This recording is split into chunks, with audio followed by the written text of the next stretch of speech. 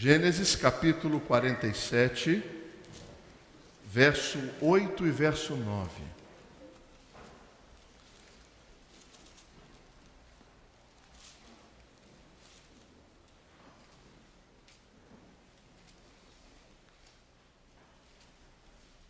Gênesis 47, 8 e 9.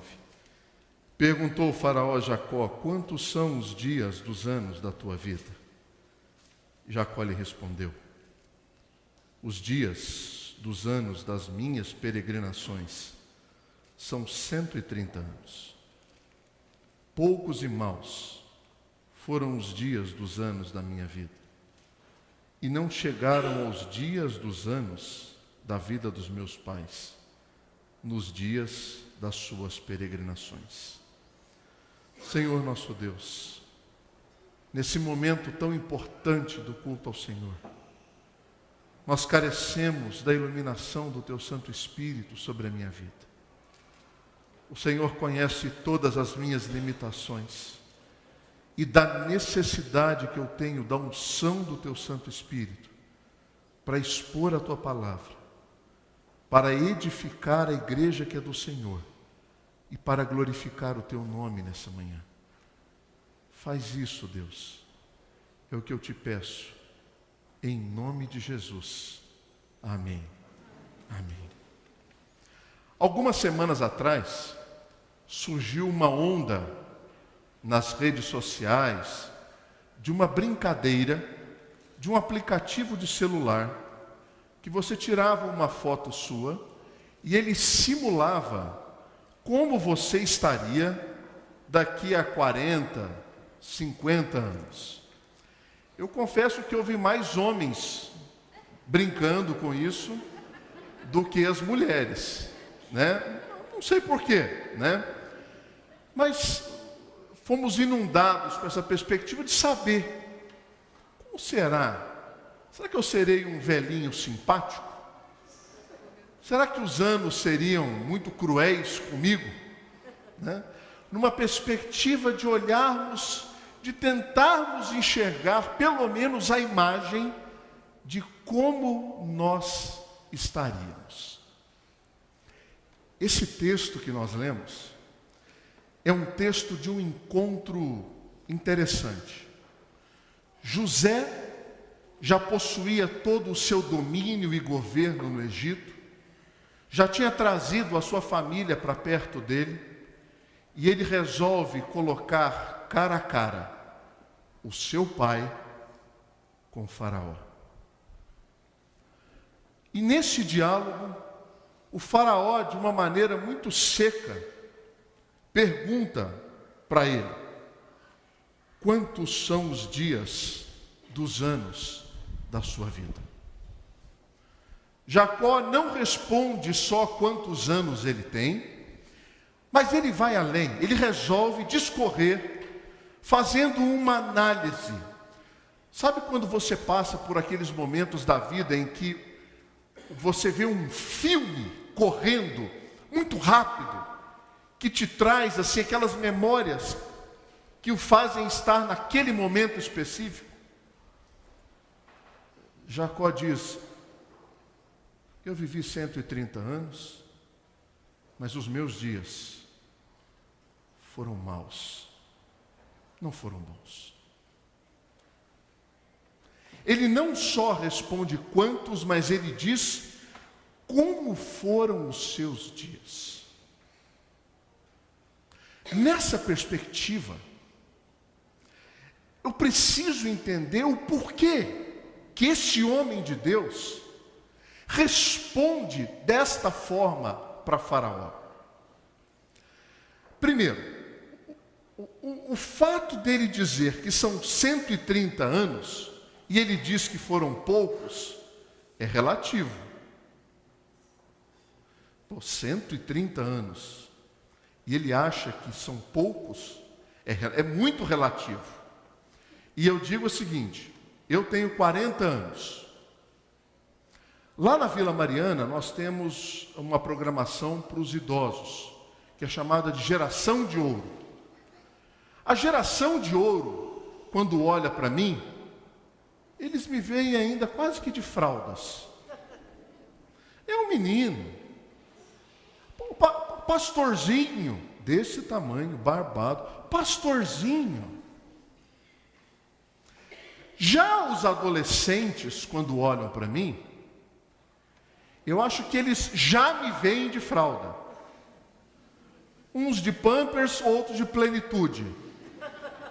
Os dois olham para mim e me veem de fraldas.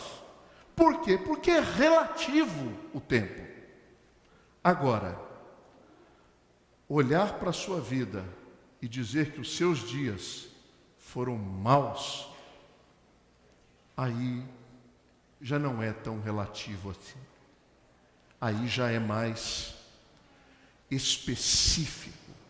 E o que fez com que este homem, aos 130 anos, dissesse, olhando para trás, os meus dias foram maus, poucos e maus. Eu não quero nessa manhã tirar a beleza das figuras bíblicas que nós temos registradas em Gênesis. Mas o escritor de Gênesis não se preocupou em esconder as características ruins daquelas pessoas. Ele não criou uma imagem de super-homem e super-mulher de Deus em Gênesis. Muito pelo contrário. E o que levou Jacó a olhar para os seus dias e dizer poucos e maus? Poucos é porque os seus pais viveram muito mais do que ele. E ele acha que ele viveu pouco.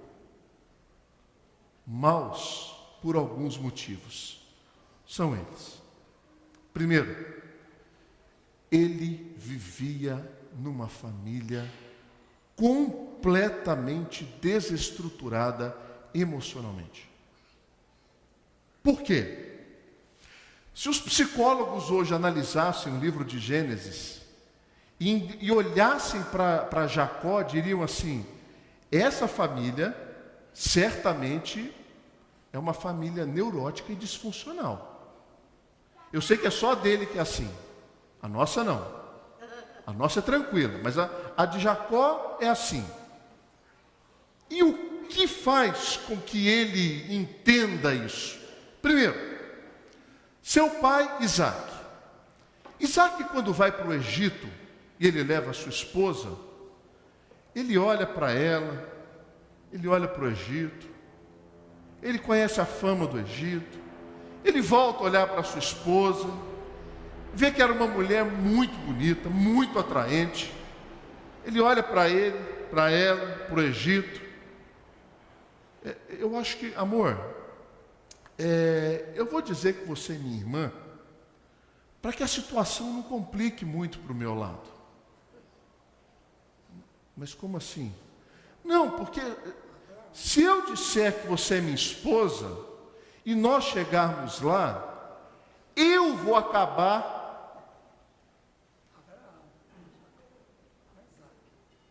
Então, eu vou ceder você para que algum homem poderoso do Egito possa usá-la, enquanto nós estivermos por lá.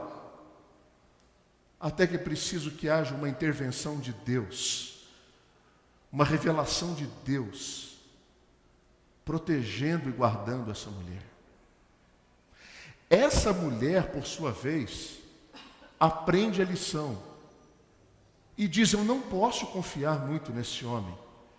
Por isso que algumas conversas relatadas na escritura dele com alguns anjos, revela ela ouvindo por trás das cortinas o que estava confabulando ali, porque vai que eu estou no meio dessa conversa, deixa eu já me preparando. Então você cria um homem sem a capacidade de amar e respeitar a sua mulher, uma mulher sem a capacidade de confiar e respeitar no seu marido, que diante dos seus filhos acaba exercendo um papel de influência e predileção. gostando mais de um do que outro. Como se isso não bastasse, o seu irmão, que numa situação vende o seu direito de primogenitura, é enganado pelo irmão, mascarado pela mãe, incentivado pela mesma a roubar a bênção. Quando percebe todo aquele quadro, seu irmão Esaú diz: eu vou matá-lo assim que papai morrer. Se prepare, porque o papai morre e eu te mato. A mãe, ouvindo isso, de novo diz: filho, você vai ter que fugir para o Iraque. Tem um tio lá que vai te acolher. E manda Jacó para lá. Jacó cai nas mãos de Labão. Eles tiveram um relacionamento extremamente truncado. O texto da Escritura diz que por 10 vezes, na hora de aumentar o salário, Labão recuava. Como se não bastasse uma das suas filhas encalhadas, ele dá um bypass por cima da outra e diz: vai você. Aí quando ele acorda e fala: peraí, não era essa, era outra. Não, se quiser a outra, tem que trabalhar mais um pouquinho. E tudo isso vai formando a vida desse homem, que cresce, se desenvolve e se forma nesse meio. E depois de trabalhar mais um tempo, ele recebe a outra mulher. E a maneira como Jacó tem que deixar Labão, o texto bíblico diz que foi à noite na surdina. É aquela expressão, né? Anoiteceu e ele não amanheceu lá. Sumiu, levando tudo que tinha.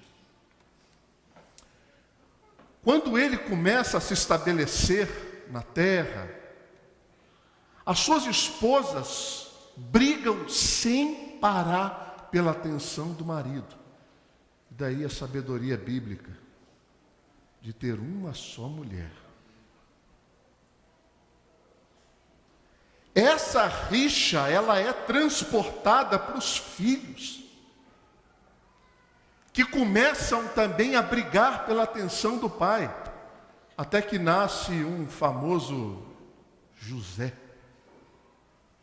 que já na sua adolescência recebia predileções, recebia roupas especiais, tinha sonhos que eram sonhos para ficarem com ele, mas ele dava com a língua nos dentes e dizia para todo mundo: vocês, papai, mamãe, todos vocês vão se curvar diante de mim.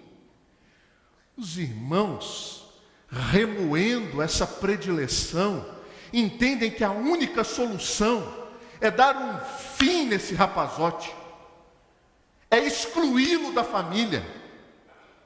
E eles inventam uma mentira, dizendo que feras do campo destruíram a vida dele.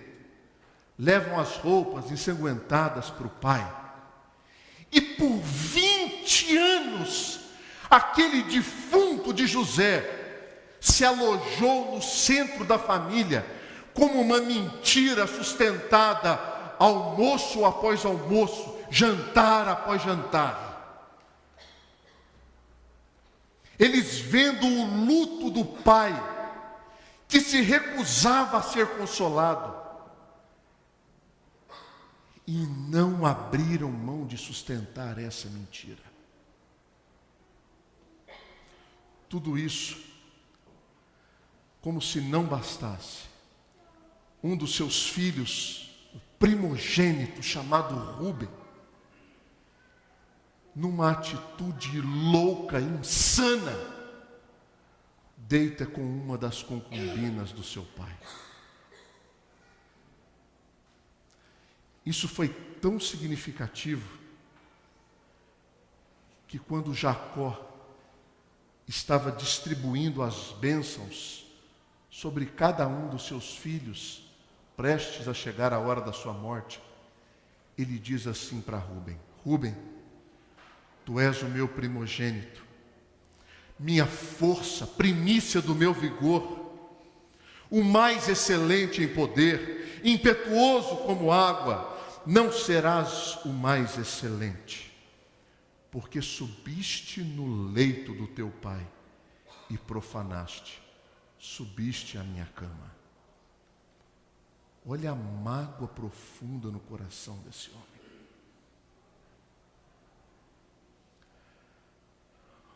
Uma família desestruturada certamente faz com que no fim da vida a nossa avaliação dos nossos dias sejam maus.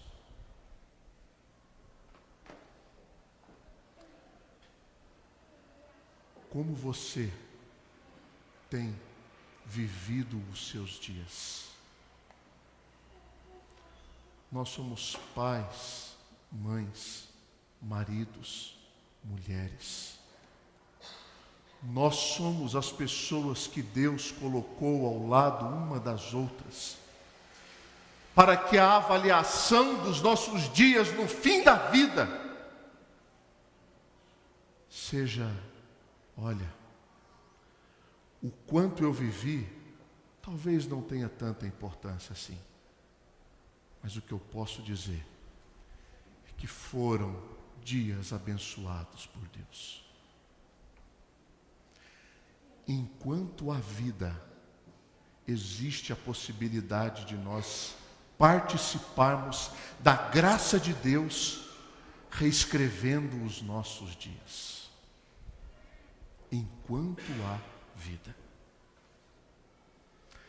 Como se isso não bastasse, José também experimentou, de maneira muito significativa, escolhas completamente equivocadas ao longo da sua história. Por exemplo, nós temos a tendência de ouvir toda essa história e dizer assim: esse homem era uma vítima. Ele era uma vítima do meio em que ele viveu. Olha, eu posso concordar que o meio não era muito favorável. E é claro que eu ressaltei aqui somente os pontos que me interessavam na exposição desse sermão. Mas nós sabemos que nós estamos falando dos pais da fé. Dos pais da fé. Abraão, Isaque, homens que experimentaram a promessa, que viveram a promessa, que viram milagres, que receberam instrução direta de Deus, amigos de Deus. Então, Jacó não é só uma vítima.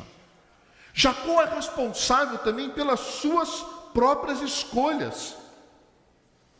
Um dos versículos de Eclesiastes diz assim: eu achei, eis que tão somente achei, que Deus fez o homem reto, mas ele se meteu em muitas astúcias. Tudo isso colabora para que esse homem honrasse a origem do seu nome. Ele nasce numa situação estranha de estar agarrado aos pés do seu irmão, e por isso recebe um nome que acaba sendo a nódoa em toda a sua história: o enganador, o usurpador.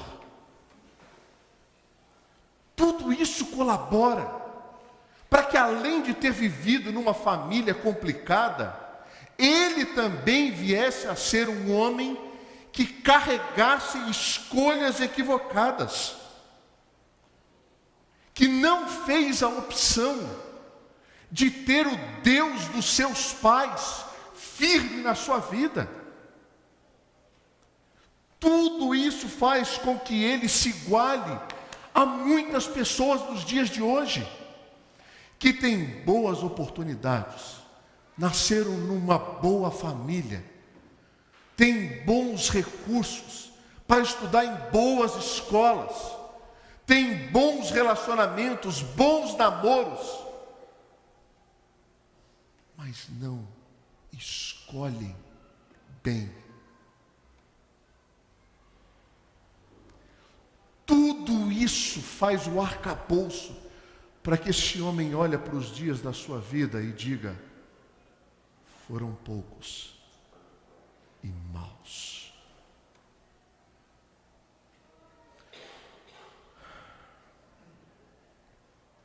Agora, o mais agravante em toda essa história é a demora que ele tem para ter uma atitude séria diante de Deus. Como Jacó protela isso? Em Gênesis, no capítulo 28, ele tem aquele sonho que ele está indo encontrar o irmão e ele reclina a cabeça numa pedra e ele vê uma escada que ia até o céu e anjos subindo e descendo aquela escada. Uma mensagem que ele tem a percepção de ouvir a voz de Deus dizendo para ele: eu sou o teu Deus, eu estou contigo, estamos juntos, Jacó. E quando Jacó acorda, ele fica maravilhado com aquele sonho, mas sabe qual é a resposta de Jacó a Deus? Se o Senhor me abençoar, se o Senhor me der paz, se o Senhor me der a vitória junto ao meu irmão, aí o Senhor será o meu Deus.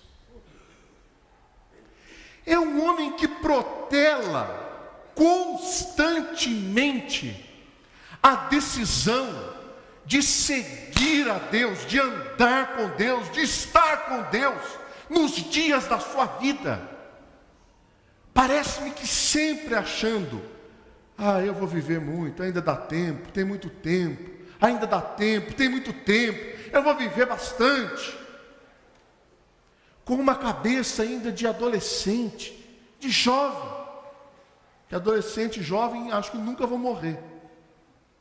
Era isso. Ainda dá tempo. Jacó se demora para render a Deus.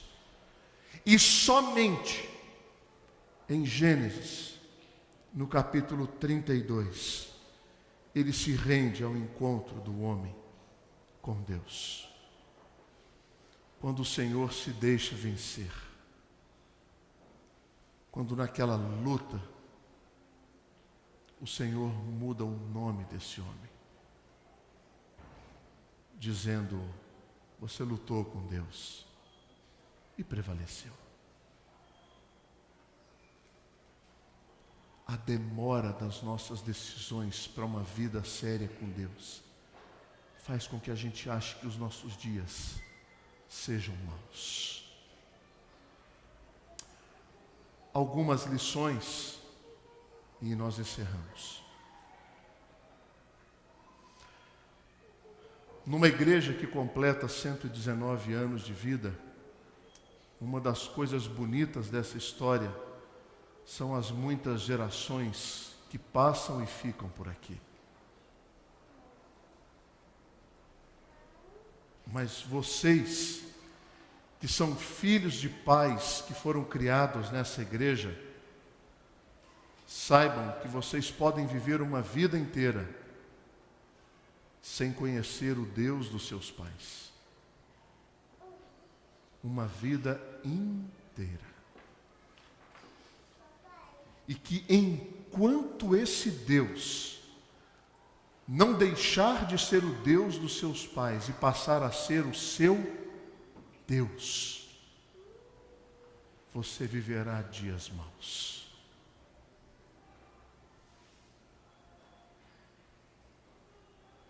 Essa transposição, ela é importante para você, que tem história, mas não tem intimidade, que tem conhecimento, mas não tem relacionamento. que os dias da sua vida possam ser dias bons, independente de serem poucos ou muitos. Sabe por quê? Porque você pode dizer, como o apóstolo Paulo, eu sei em quem eu tenho crido.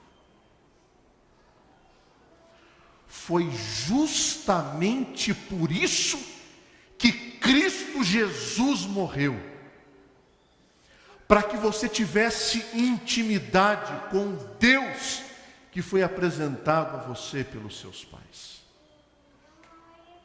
Ainda,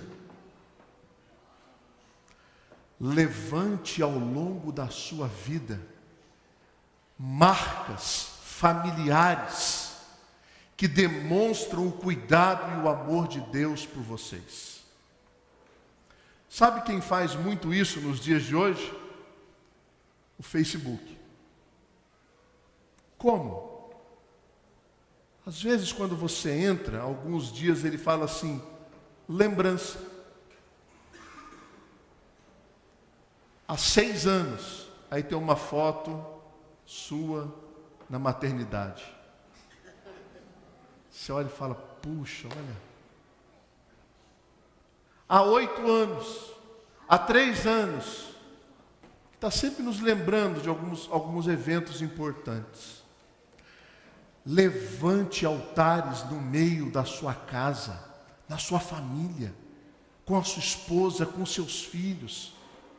Relembrem datas que sejam significativas.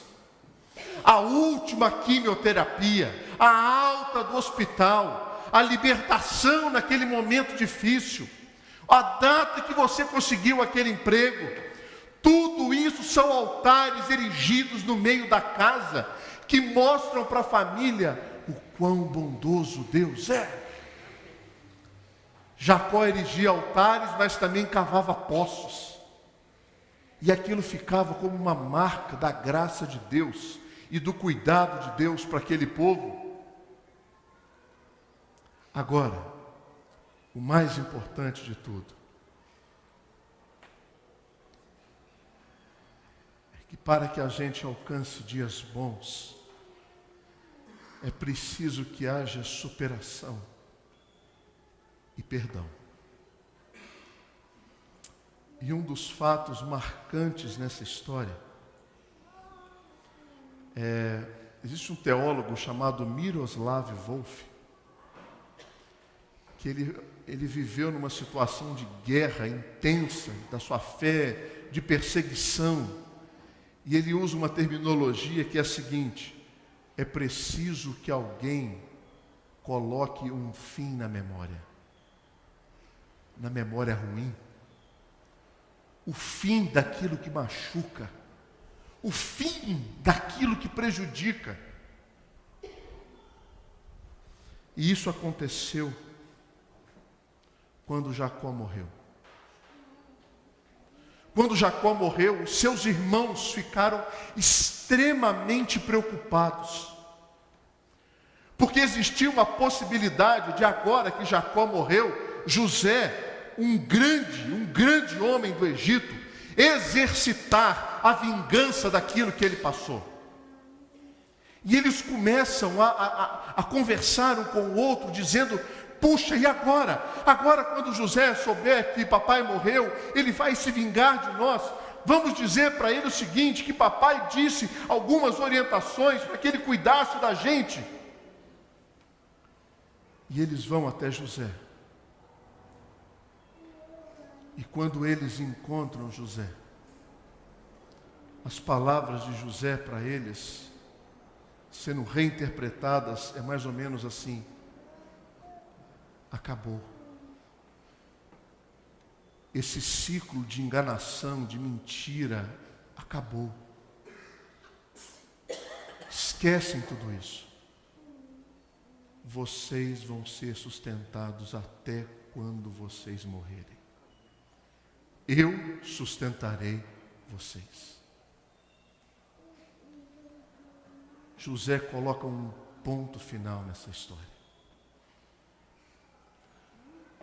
Conflitos familiares sempre existirão. Por isso que o exemplo de Cristo por nós é o perdão e a superação. Se você quiser viver dias bons, assuma o prejuízo que lhe foi causado. Perdoe. Certamente o Senhor tem te sustentado. Perdoe. Deliberadamente. Perdoe. Faça o que Cristo fez por nós.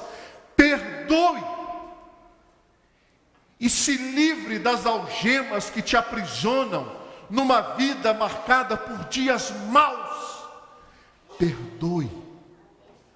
Experimente a graça do Cordeiro, a renovação de Jesus, os dias bons que te aguardam pela frente. Assuma o prejuízo. Perdoe. José não quis lavar a limpo essa história. Ele não se preocupou em vingar-se. Ele perdoou. Porque Deus lhe tinha acrescentado muito mais. Quantos são os dias da sua vida?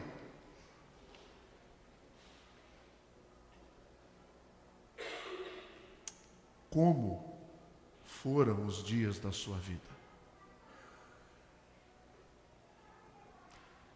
Essa igreja é marcada por 119 anos cravada no centro da maior cidade do nosso país. Daqui já saíram muitas igrejas.